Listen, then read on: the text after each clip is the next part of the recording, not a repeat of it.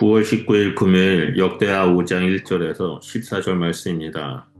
사람들은 인생에서 무엇인가를 완성했을 때 큰 기쁨을 누립니다. 집을 완공하거나 학업을 마쳤을 때 혹은 오랜 계획이 결실을 맺었을 때 성취감이 찾아옵니다. 하지만 그러한 성취감은 시간이 지나면 희미해지고 더 큰 허무함을 남기기도 합니다. 성경은 단순히 사람이 계획한 일을 끝내는 것으로 만족하지 않습니다. 하나님의 백성이 진정으로 기뻐할 때는 하나님께서 그 일 가운데 친히 임재하시고 하나님의 영광이 나타날 때입니다. 우리의 성취가 하나님께 드려질 때만이 그것이 영원한 가치와 의미를 지니게 됩니다. 솔로몬은 성전을 완성했지만 그것이 끝이 아니었습니다. 건물은 웅장했으나 하나님의 언약궤가 들어오기 전까지는 그저 빈 껍데기에 불과했습니다.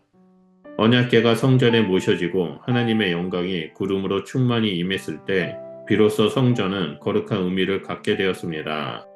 오늘 본문은 하나님의 영광이 어떻게 임하는지 그리고 교회와 우리의 신앙이 어떻게 충만해질 수 있는지를 생생히 보여줍니다. 우리 역시 삶과 신앙의 중심에 하나님의 임재를 모셔드릴 때 비로소 참된 기쁨과 의미를 누리게 됩니다. 하나님의 약속이 중심이 될 때입니다.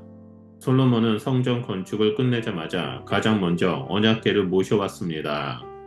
언약궤는 단순히 금으로 입힌 상자가 아니라 하나님과 이스라엘 사이에 맺어진 언약, 곧 하나님의 신실하신 약속의 상징이었습니다. 이 언약궤 안에는 십계명의 두 돌판이 있었고 그것은 하나님께서 친히 주신 말씀을 보여주는 것이었습니다. 따라서 성전의 진정한 가치는 화려한 금과 은의 장식에 있지 않았습니다. 성전은 하나님의 말씀이 중심에 자리할 때 비로소 거룩한 의미를 가지게 된 것입니다. 오늘 우리의 교회도 이와 같습니다. 교회의 중심은 웅장한 건물이나 잘 짜여진 제도가 아니라 하나님의 말씀과 그분의 약속입니다. 만약 교회가 말씀을 잃어버린다면 아무리 큰 규모와 뛰어난 사역을 자랑한다 해도 껍데기에 불과합니다. 말씀을 중심에 두지 않는 신앙은 경험이나 감정의 파도에 휩쓸려 흔들릴 수밖에 없습니다. 그러나 하나님의 약속에 뿌리 내린 신앙은 환난과 시련 속에서도 굳건히 설 수 있습니다. 따라서 우리는 늘 교회의 중심은 말씀이어야 한다는 사실을 기억해야 합니다. 가정과 개인의 삶에서도 마찬가지입니다. 하나님의 말씀을 중심에 모시고 살아갈 때 우리의 삶은 흔들리지 않는 반석 위에 세워지며 하나님이 기뻐하시는 거룩한 성전이 될 수 있습니다. 둘째로 11절에서 13절을 보면 하나님의 백성이 하나 되어 예배할 때입니다. 본문의 제사장들이 자신을 성결하게 하고 찬양대와 악기 연주자들이 함께 모여 한 목소리로 찬송하는 모습을 보여줍니다. 이 장면은 단순한 음악적 조회가 아니라 하나님의 백성이 마음을 모아 하나 되어 드리는 예배의 본질을 드러냅니다. 제사장들의 정결 예식은 그들이 단순히 의식을 치르는 것이 아니라 하나님 앞에서 자신을 거룩하게 구별했다는 뜻입니다. 백성들이 함께 부른 노래는 선하시도다, 그의 인자하심이 영원하도다 라는 고백이었습니다. 이 짧지만 깊은 고백은 이스라엘의 신앙을 대표하는 선언이었으며 세대를 넘어 이어지는 감사와 찬양의 고백이었습니다. 이는 하나님이 선하시며 그분의 언약적 사랑은 영원하다는 확신을 담고 있습니다. 하나님께서 기뻐하시는 예배는 화려한 기술이나 개인의 가시가 아닙니다. 오히려 겸손히 한마음으로 모여드리는 순결한 예배입니다. 마음과 목소리가 하나로 모일 때 하나님은 그 예배를 받으시고 임재로 응답하십니다.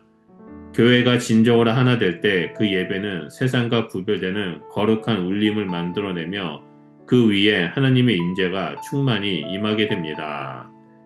마지막 세 번째로 13절에서 14절을 보면 하나님의 영광이 충만할 때입니다. 본문의 제사장들이 능히 서서 섬기지 못할 만큼 성전에 구름이 가득했다라고 기록합니다. 이 구름은 단순한 자연 현상이 아니라 하나님의 영광, 곧 세키나의 임재였습니다. 하나님께서 친히 임하셨다라는 강력한 표징이었고 성전은 이제 인간의 건축물이 아니라 하나님의 것처럼 확증되었습니다. 이 사건은 인간의 사역과 업적이 아무리 위대해 보일지라도 하나님의 임재 앞에서는 아무 의미가 없음을 보여줍니다. 제사장들도 감히 서서 섬기지 못할 정도로 그분의 영광은 크고 두려운 것이었습니다. 하나님의 영광이 임할 때 인간의 이름은 사라지고 오직 하나님의 이름만 높아집니다. 오늘날 교회와 우리 삶에도 동일한 원리가 적용됩니다. 우리가 아무리 많은 사역과 활동을 감당해도 하나님의 영광이 임하지 않으면 그것은 단지 인간의 노력일 뿐입니다.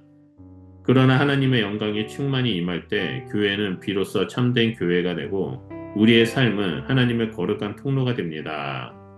세상은 그 영광을 통해 하나님이 살아계시며 능력의 주님이심을 보게 됩니다. 솔로몬 성전에 임했던 하나님의 영광은 오늘날 교회와 성도의 삶에도 임하길 원하십니다. 그 영광은 과거의 이야기로 끝나는 것이 아니라 지금 이 순간에도 우리와 함께하기를 간절히 원하십니다.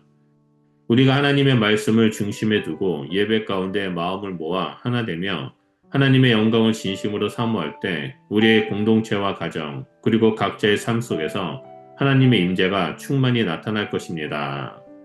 하나님의 영광이 임할 때 우리는 세상이 줄 수 없는 참된 평안과 기쁨을 누리게 되고 우리의 삶은 더 이상 세상의 가치가 아니라 하나님 나라의 가치로 가득 차게 될 것입니다.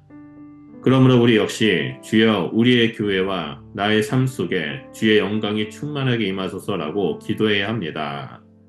그럴 때 우리는 하나님 안에서 참된 성취와 영원한 기쁨을 누리게 될 것입니다. 이 은혜의 말씀이 오늘 말씀을 묵상하며 나아가는 성도님들의 삶 가운데 충만하게 예수 그리스도의 이름으로 축원드립니다. 기도하겠습니다. 사랑의 주님, 우리의 삶 속에 말씀의 중심을 세워주시고 예배 가운데 온전히 하나 되게 하시며 하나님의 영광으로 충만하게 하여 주시옵소서. 우리의 마음이 세상의 유혹에 흔들리지 않고 언제나 하나님의 뜻을 붙잡으며 살아가는 자가 될 수 있도록 인도하여 주시옵소서. 그래서 우리의 교회가 말씀과 기도로 세워져 세상 속에서 빛과 소금의 역할을 감당하고 오늘도 주님의 영광을 바라보며 그 영광 안에 거하는 저희들이 될 수 있도록 늘 함께하여 주시옵소서. 예수 그리스도의 이름으로 기도드립니다. 아멘.